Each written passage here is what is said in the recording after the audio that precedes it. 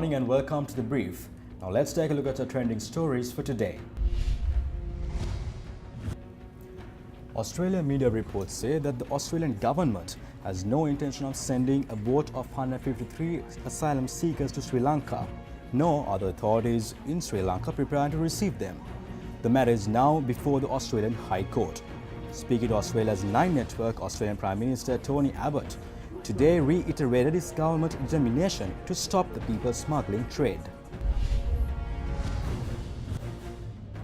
I won't talk about on-the-water operations. That's to give aid and comfort to the people smugglers, and that's not something that I'm going to do.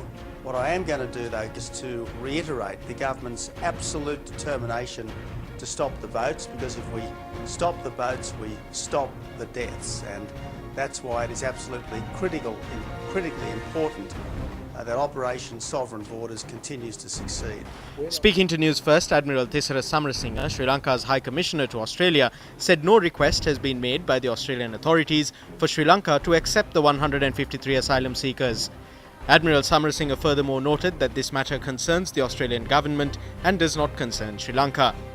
When asked about if the Australian authorities do make such a request, Admiral Samarasinga refused to comment on the matter.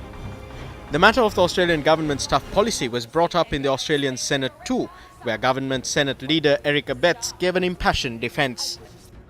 I see no sense of social justice whatsoever in giving priority to those that bypass safe haven after safe haven after safe haven and then pay a criminal to get them to the front of the queue. President Mahinda Rajapaksa commissioned the Mihikata and Ratnadeepa petrol boats that were gifted by the Australian government to Sri Lanka last morning, with the visiting Australian Immigration Minister Scott Morrison also present.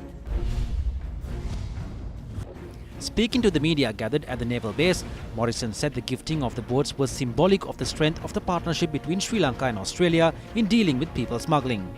Today is a symbol of the strong partnership that exists between Australia and Sri Lanka in dealing with people smuggling. The message for anyone who is thinking that they can get to Australia illegally by boat is that the way is closed, and that way has been closed by Australia and Sri Lanka working in strong and close partnership together.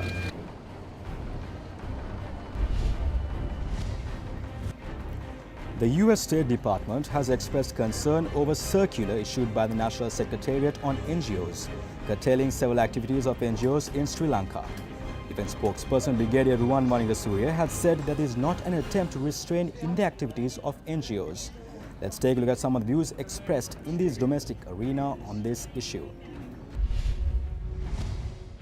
If the government considers NGOs are enemies, I think they are absolutely misconceived, because the NGOs are also critical partners of the government. They must understand that any democracy in the world recognizes NGOs as partners, but they are critical partners. They are not relying on government, they are not holding positions of the government, they are not being dictated to by government, they are critical. I mean, if the government is undemocratic, it is usual and you have to expect NGOs to be critical, and that is why we are critical.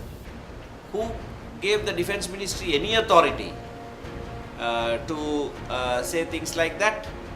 The Defence Ministry has absolutely no authority in law to curb the activities of NGOs.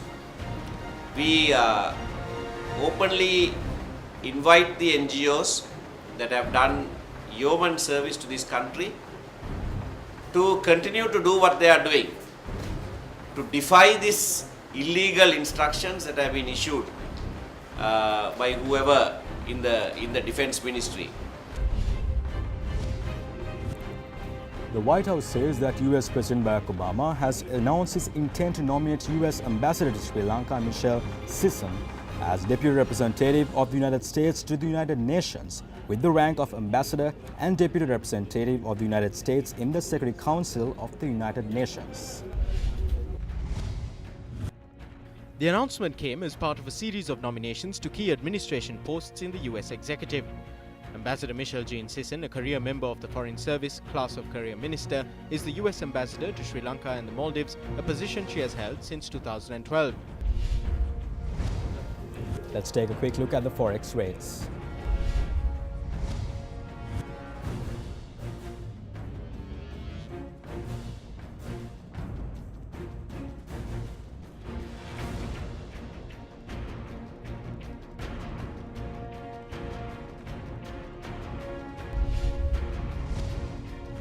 And that's a wrap up this edition of Brief.